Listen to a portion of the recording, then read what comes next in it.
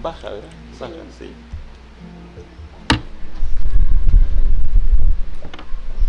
Para que no huele las hojitas.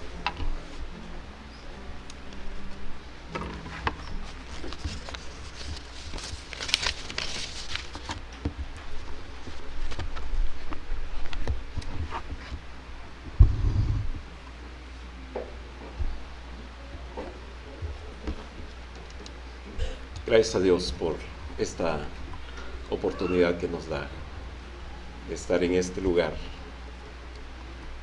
Cuando digo estas palabras, viene a mi mente el Salmo 137, cuando el pueblo de Israel estaba en Babilonia y se acordaban de Jerusalén, se acordaban del templo, se acordaban de esas cosas, pero empezaron a valorarlo hasta que ya no pudieron estar. Hermanos, en algunas ocasiones nosotros no valoramos este momento tan hermoso de estar aquí en este lugar, de estar en comunión con Dios, de estas alabanzas. Algunos hermanos, cuando se suspendieron las actividades que ya no permitían que la gente se reuniera en los templos, anhelaban venir, tenían el deseo de congregarse. Así es, hermanos. Así que ahorita que podemos, aprovechémoslo, ¿verdad? Vamos a aprovechar esa oportunidad que tenemos de reunirnos libremente. En algunos países no gozan de esa libertad que nosotros tenemos. Sí, no la tienen esa libertad. Hay lugares donde no se tiene. El hermano Edilberto Hernández, nuestro misionero en Irak, él dice que cuando llegó era bien difícil. Ahorita ya tiene algo de libertad, no mucha, pero algo. Pero en ese tiempo era bien difícil.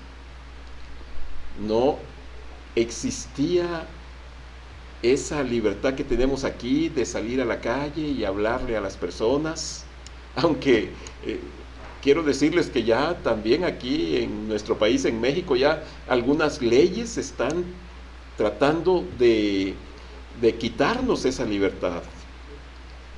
No sé si alguno de ustedes ha escuchado comentarios de que se quiere meter o que se apruebe una ley, ¿verdad?, por el Senado, por los diputados, donde a las personas no se les hable de religión, no se les hable de lo que nosotros hacemos cuando presentamos el mensaje, hermanos. Hay muchas cosas, ¿verdad?, que están cambiando. Y bueno, vamos a aprovechar mientras se pueda, vamos a aprovecharlo. Mientras podamos reunirnos, vamos a aprovecharlos, ¿verdad? Que no nos vaya a pasar como los israelitas junto a los ríos de Babilonia. Ahí llorábamos, acordándonos de Jerusalén, de lo que hacíamos allá. Los que nos habían llevado cautivos nos pedían que cantásemos algunos de los cánticos de Sión. Y les dijimos, ¿cómo podemos cantar en tierra de extraños? Así es, hermanos. Pero, bien, ¿por qué le sucedió eso a Israel? ¿Por qué batallaron los israelitas 40 años en el desierto? 40 años. Dios los sacó con mano poderosa de Egipto y los guió hasta la tierra prometida. Pero no pudieron entrar.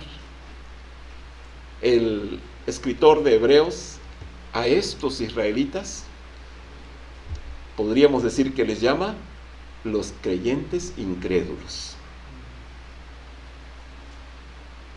Creyentes incrédulos. Suena un poquito rara la expresión, pero a veces nosotros podemos también ser eso, hermanos. Podemos ser creyentes incrédulos. Hay ocasiones en que le creemos más a otras personas. Estamos dispuestos a creerle a la gente, decía un hermano en una ocasión. A veces los creyentes le creemos más al que nos contesta en el teléfono de la pizzería y nos dice, en 30 minutos ya va a tener la pizza ahí en la puerta de su casa. Y le creemos más a ellos que a Dios, que nos dice, aquí yo estoy contigo siempre. A veces le creemos más. Y esto, hermanos, es lo que va a ocurrir. Hoy está ocurriendo ya. Está pasando.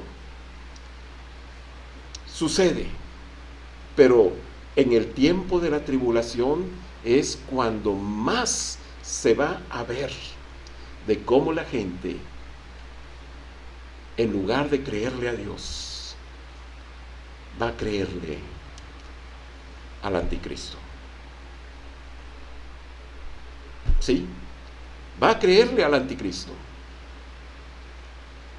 Dice el apóstol Juan en el Evangelio, capítulo 1, versículo 11, a lo suyo vino y los suyos no le recibieron. ¿Por qué no recibieron a Cristo cuando vino a este mundo? Él venía a reinar. El pregón del heraldo Juan el Bautista era: arrepentíos porque el reino de los cielos se ha acercado. Cristo venía a reinar, a lo suyo, a reinar. A lo suyo vino, pero los suyos no le recibieron, no creyeron en Él. No creyeron en Él. Hermanos, que no nos vaya a pasar eso. ¿Cómo sabemos que creemos? A Dios le agrada que creemos. Dios está feliz cuando le creemos. Sí, porque dice el apóstol que sin fe es imposible agradar a Dios. Así que, ¿cómo agradamos a Dios? ¿Cómo agradamos a nuestro Dios? Creyéndole. Porque sin fe, sin creerle a Dios, es imposible agradarle. Así que, hermanos, yo les invito para que este libro, este hermoso libro que tenemos en nuestras manos, que es la palabra de Dios, que es como una firme ancla del alma, a la cual hacemos bien en estar atentos, como una antorcha que alumbra en un lugar oscuro, hasta que el día esclarezca y el lucero de la mañana alumbre en nuestros corazones. Tenemos la palabra profética más segura. Esta es más segura que cualquier otra cosa, hermanos. Pero a veces le creemos más a los historiadores del pasado, a los literatos, ¿verdad?, que a nuestro Dios. Claro, para la gente que no conoce al Señor, este libro es como cualquier otro, como la Ilíada, como la Odisea, como los escritos de Shakespeare, etc. Pero este libro no es cualquier libro. Este libro es sobrenatural, es divino, es la palabra de Dios. Así que, hermanos, si creemos en muchas otras cosas, con mayor razón vamos a creerle a Dios. Vamos a creerle a Dios. Hay veces que algunos de nosotros leemos la Biblia y decimos, pero ¿será posible? Sí es posible. Sí es posible, hermanos. Recordemos las palabras del Señor, ¿verdad? El cielo y la tierra pasarán, pero mis palabras no pasarán. Así que, ¿queremos agradar a Dios? Vamos a creerle. Ahora, ¿cómo mostramos que creemos en Dios? Haciendo lo que Dios dice. Cuando hacemos esto que Dios dice en su palabra, estamos creyéndole. Cuando leemos esto y hacemos otra cosa, no le estamos creyendo. No le creemos. Así que, ¿cómo sabe Dios que le creemos? Cuando nos mira que estamos caminando conforme a su palabra. Dios dice, eres un creyente que crees. No eres un creyente incrédulo. Bien, hermanos, vamos a abrir la Biblia allá en Apocalipsis, donde estamos, capítulo 13.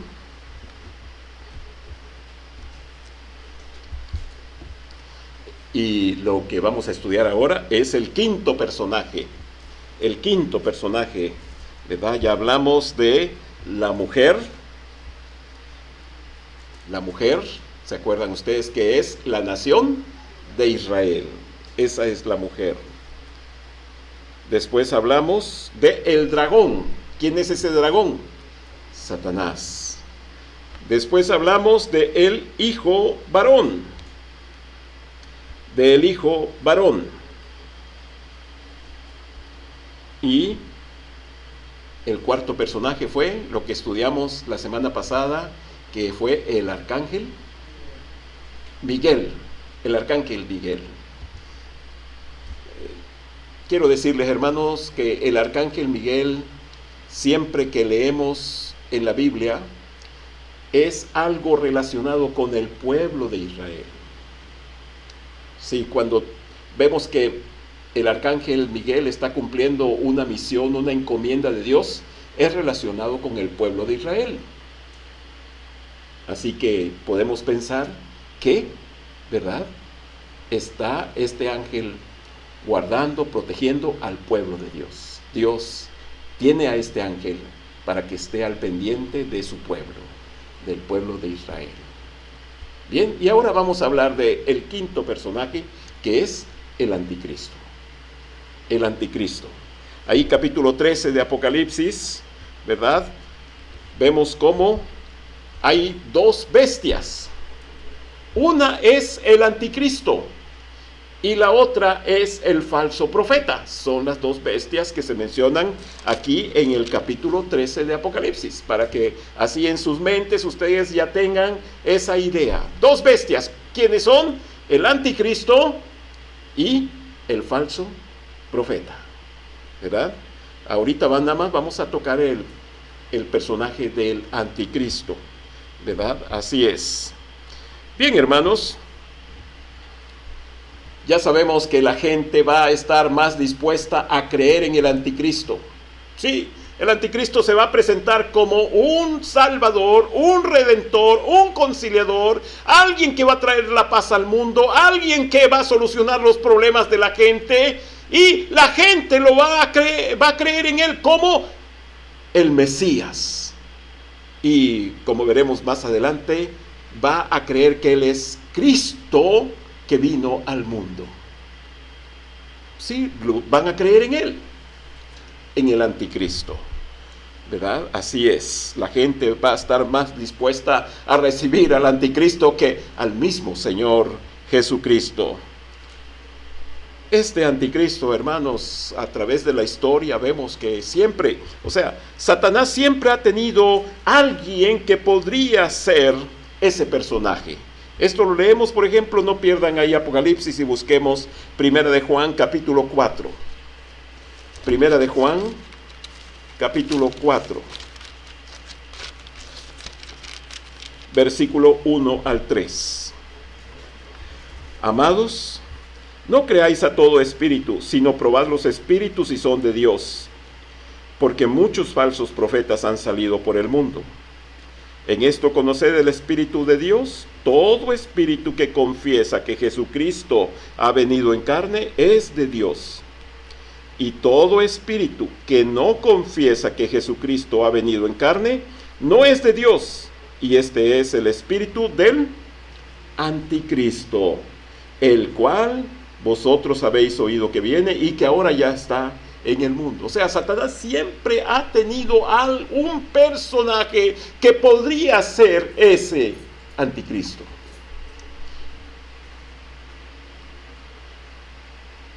Bien, hermanos, la Biblia nos dice, ¿verdad? Allí en Apocalipsis 12, regresando a nuestro pasaje, en el versículo 1, me paré sobre la arena del mar y vi subir del mar una bestia que tenía 7 cabezas y 10 cuernos, y en sus cuernos 10 diademas, y sobre sus cabezas un nombre blasfemo. Este anticristo, hermanos, va a surgir del mar, de la gente. El mar a veces en la Biblia representa o simboliza a la gente, ¿verdad? Va a surgir. Algunos dicen que posiblemente tenga un origen judío. Un origen judío. Que a lo mejor no le van a gustar las mujeres, ¿verdad? ¿Por qué decimos esto? Basándonos en algunos escritos del profeta Daniel, que dice que no hará caso del amor de las mujeres y que saldrá del pueblo de Israel. No lo sabemos, a veces son suposiciones nada más, ¿verdad? En base a algunos pasajes, algunos textos, ¿verdad? Pero no podemos ser dogmáticos en este sentido. Así que, hermanos, la bestia, el anticristo, tiene 10 cuernos. Estos 10 cuernos son los 10 reyes que reinan con el anticristo durante los 3,5 años, que son los últimos de la gran tribulación. Veamos un poquito, hermanos, de esto en Daniel capítulo 7. Busquemos al profeta Daniel, capítulo 7, versículo 7. Dice así la Biblia: después de esto miraba yo en las visiones de la noche, y aquí la cuarta bestia, espantosa y terrible, y en gran manera fuerte, la cual tenía unos dientes grandes de hierro, devoraba y desmenuzaba, y las sobras hollaba con sus pies, y era muy diferente en todas las bestias que había antes de ella, y tenía 10 cuernos. Versículo 23, está refiriéndose a lo mismo, hermanos.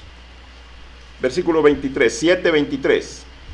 Dijo así: la cuarta bestia, es la misma que leímos ahorita en el versículo 7:7. Y aquí en el 23 dice: la cuarta bestia será un cuarto reino en la tierra, el cual será diferente de todos los otros reinos, y a toda la tierra devorará, trillará y despedazará. Y los 10 cuernos, aquí nos dice qué significan los 10 cuernos. Significan que de aquel reino se levantarán 10 reyes, y tras ellos se levantará otro, el cual será diferente de los primeros, y a 3 reyes derribará. Y hablará palabras contra el Altísimo, y a los santos del Altísimo quebrantará, y pensará en cambiar los tiempos y la ley, y serán entregados en su mano hasta tiempo y tiempos y medio tiempo. Son 3 años y medio.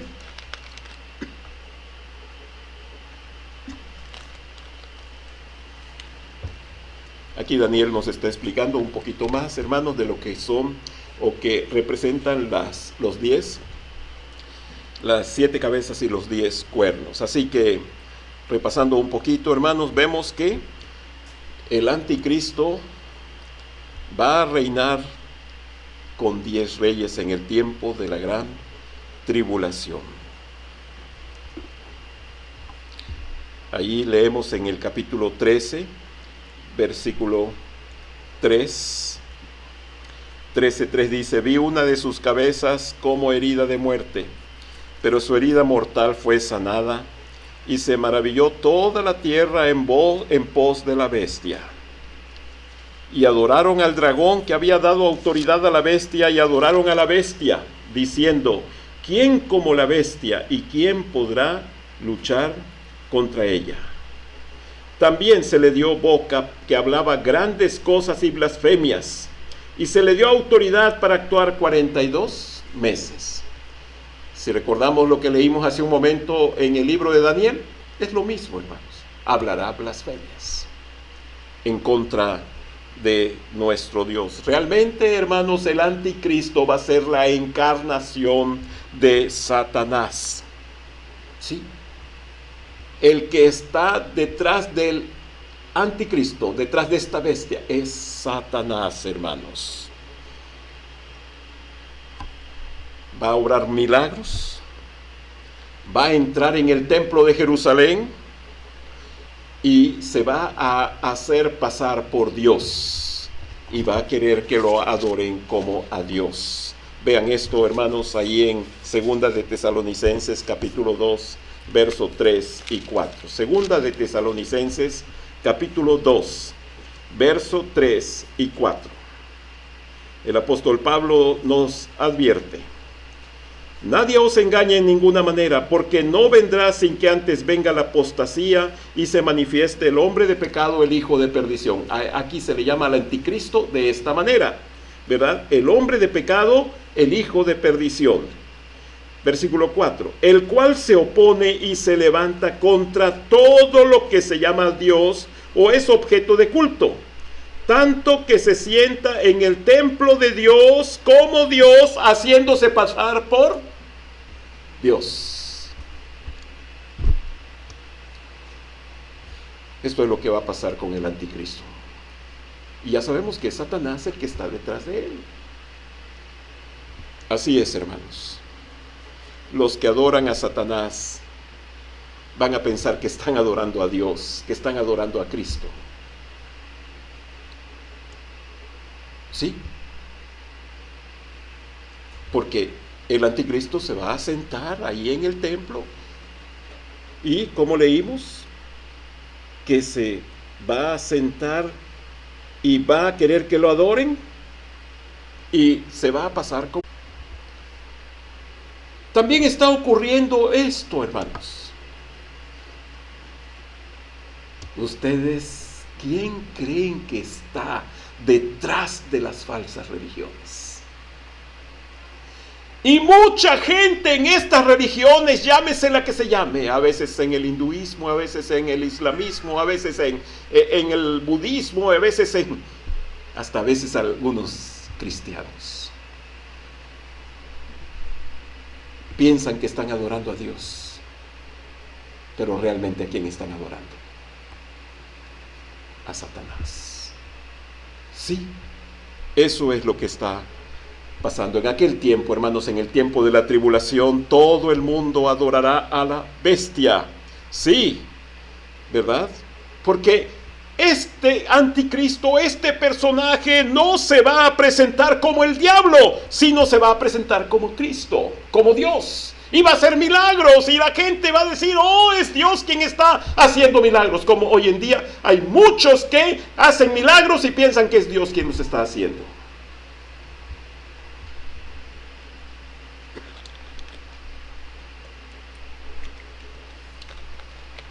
¿Recuerdan las palabras del Señor Jesucristo? Que muchos en aquel día le dirán: Señor, en tu nombre hicimos milagros, en tu nombre sanamos enfermos, y muchas cosas que se hicieron. Pero el Señor les va a decir: no os conozco, no os conozco, apartaos al infierno. Así que, hermanos, aún no nada más en el tiempo de la gran tribulación, sino hoy en día hay gente que adora a los ídolos.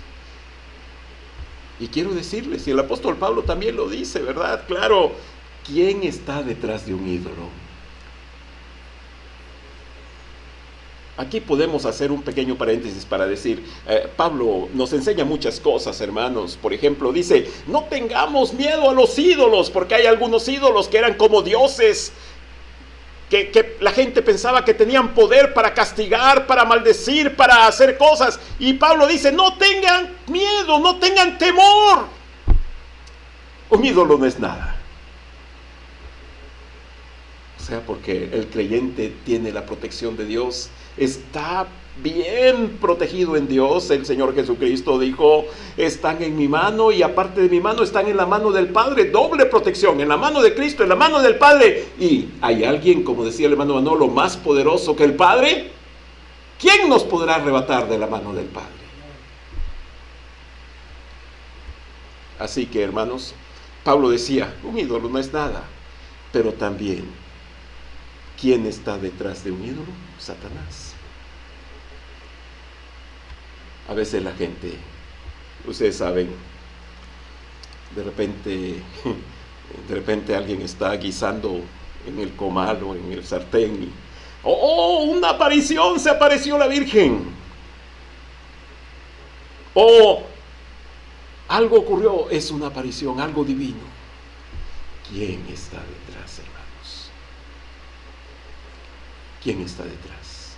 Por eso decíamos que no nada más en el tiempo de la tribulación, sino hoy en día hay gente que piensa que adora a Dios, pero realmente no está adorando a Dios. Cree que lo está haciendo, pero no, hermanos. Aquí hemos leído, regresando a nuestro pasaje de Apocalipsis, ¿verdad? Vemos cómo este personaje tiene 3 propósitos, ¿verdad? Dice el versículo 5 que hablaba grandes cosas y blasfemias. Sí, ¿verdad? El propósito del anticristo es desafiar a Dios. Se opone y se levanta contra todo lo que se llama Dios o es objeto de culto, nos dice Pablo en 2 de Tesalonicenses 2, 3 y 4. Se sienta en el templo de Dios para blasfemar del tabernáculo de Dios. El segundo propósito del anticristo lo tenemos en el versículo 7. Y se le permitió hacer guerra contra los santos y vencerlos. ¿Se acuerdan ustedes que cuando el arcángel Miguel derrota a Satanás y el diablo es arrojado a la tierra con sus ángeles, viene enfurecido para tratar de hacerle algo a la mujer, a la nación de Israel? Pero como no puede hacerle nada porque el Señor ya tiene preparado un refugio para la nación de Israel allá en el desierto, y el Señor la va a proteger y la va a cuidar y va a sustentar a Israel, así como sostuvo a su pueblo en el Éxodo por 40 años. El Señor va a proteger a Israel. Pero entonces, como no le puede hacer nada a la mujer, a la nación de Israel, va ahora a desquitarse, a enfocar su coraje en los descendientes de la mujer, o sea, los creyentes o los judíos que están en todo el mundo. Y por eso dice aquí, se le permitió hacer guerra contra los santos. Una terrible persecución. El diablo va a tratar de controlar al mundo con la marca. No podrán comprar ni hacer nada si no tienen la marca en sus frentes o en sus manos. Va a hacer guerra contra los santos, contra el resto de la descendencia de la mujer. Los va a vencer a través de su marca. Los va a matar. Sí, los va a matar. Porque el que no tenga la marca va a sufrir la muerte. Pero aún con la muerte, los creyentes van a vencer. Van a vencer. Por eso, ¿verdad? Aparentemente el diablo los derrotará, los vencerá, pero no. El Señor les promete a estos creyentes que van a reinar con Él en el milenio. Por 1000 años van a reinar con Cristo. ¿Se acuerdan de aquella expresión que dije, verdad? ¿Qué es mejor?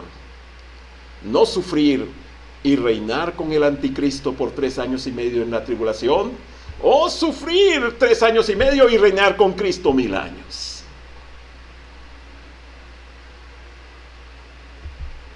Y el tercer propósito del anticristo dice, versículo 8, y la adoraron todos los moradores de la tierra cuyos nombres no estaban escritos en el libro de la vida del Cordero, que fue inmolado desde el principio del mundo. ¿Sí? El tercer propósito del reinado del anticristo es que lo adoren. Y lo adoraron.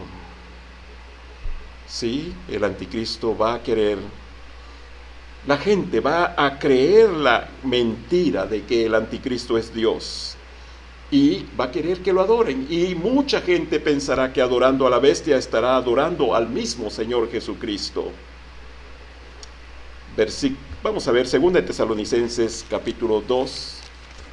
Segunda de Tesalonicenses capítulo 2, este capítulo de Segunda de Tesalonicenses, hermanos, es el mismo tema del que estamos hablando, que es la tribulación. Segunda de Tesalonicenses 2, 9, dice: inicuo, el anticristo, hermanos, cuyo advenimiento es por obra de Satanás. ¿Quién está detrás de él? Con poder y señales y prodigios mentirosos. Hace un momento dije, va a hacer muchas cosas para que la gente crea que él es Dios. Y con todo engaño de iniquidad para los que se pierden, por cuanto no recibieron el amor de la verdad para ser salvos. Por esto Dios les envía un poder engañoso para que crean la mentira, a fin de que sean condenados todos los que no creyeron a la verdad, sino que se complacieron en la injusticia. Hermanos, vemos a veces con tristeza cómo la gente que rechaza el mensaje de Dios, que rechaza la verdad de Dios, después se va a la mentira. Vemos a algunos creyentes que algunas personas que les hemos hablado y no quieren, y después los vemos allá con los testigos, con los adventistas, con los mormones. No quieren la verdad. ¿A dónde se van? A la mentira. Pero ese reinado del anticristo un día va a terminar. Cristo en su segunda venida va a terminar con este reinado del anticristo. Y los va a juzgar y los va a condenar y los va a enviar al lago de fuego.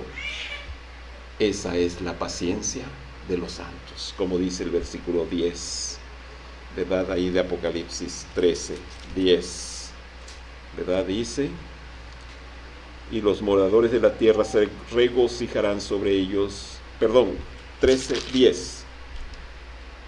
Si alguno lleva en cautividad, va en cautividad. Si alguno mata a espada, espada debe ser muerto. Aquí está la paciencia y la fe de los santos. O sea que Dios un día se va a encargar, hermanos, de juzgar y dar el pago a este personaje, al anticristo. Hermanos, ¿verdad? Cuando estamos estudiando esto, a veces nos preguntamos, ¿pero para qué estamos estudiando esto si nosotros no vamos a estar en la tribulación? Es lo que queremos, hermanos. Es lo que queremos. No queremos que alguno de ustedes vaya a quedarse en este tiempo del anticristo, donde van a pagar con su vida el no adorar a la bestia, el no recibir la marca. No queremos. Les invitamos, asegúrense. Si Cristo viniera hoy en la noche, empieza la gran tribulación. Pero si Cristo viniera, ¿está seguro que se iría con Él? ¿Que nos iríamos con Él? Asegúrese, hermanos. Si alguien no está seguro, acérquese con alguien de nosotros y diga: yo quiero estar seguro de que si Cristo viene, yo me voy con Él, no me quedo, no quiero estar en la gran tribulación. Va a ser un tiempo, hermanos, cual no lo ha habido ni lo habrá en el mundo. Vamos a asegurarnos de que nos iremos con Cristo. Dios les bendiga, y me despido con la doxología que les he mencionado.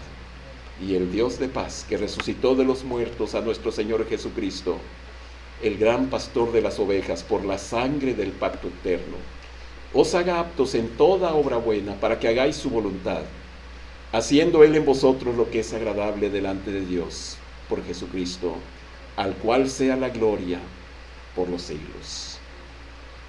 Y aquel que es poderoso para guardaros sin caída y presentaros sin mancha delante de su gloria con gran alegría, al único y sabio Dios nuestro Salvador, sea gloria y majestad, imperio y potencia, ahora y por los siglos. Amén. Dios les bendiga.